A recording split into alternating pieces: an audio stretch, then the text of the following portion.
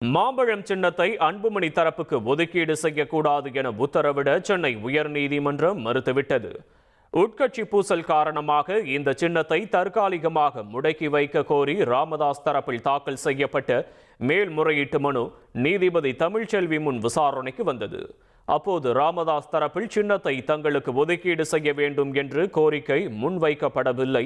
மாறாக சின்னத்தை முடக்கும் பட்சத்தில் இரு தரப்பினரும் பொது சின்னத்தை தேர்ந்தெடுத்துக் கொள்ளலாம் என்பதால் சின்னத்தை முடக்க வேண்டும் என வாதிடப்பட்டது. தேர்தல் ஆணையம் தரப்பில் வேட்புமனு தாக்கல் மற்றும் பரிசீலனை முடிந்து இறுதி வேட்பாளர் பட்டியல் தயாராகி விட்டதால் இப்போது இந்த விவகாரத்தில் நீதிமன்றம் தலையிட முடியாது என்று தெரிவிக்கப்பட்டது. அன்புமணி தரப்பில் ஏற்கனவே உரிமையியல் நீதிமன்றம் அளித்த உத்தரவுக்கு மாறாக இந்த மனு தாக்கல் செய்யப்பட்டுள்ளதாக தெரிவிக்கப்பட்டது. இதையடுத்து மாம்பழம் சின்னத்தை அன்புமணி தரப்புக்கு ஒதுக்கீடு செய்யக்கூடாது என உத்தரவிட மறுத்த நீதிபதி விசாரணையை வெள்ளிக்கிழமைக்கு ஒத்திவைத்துள்ளார்.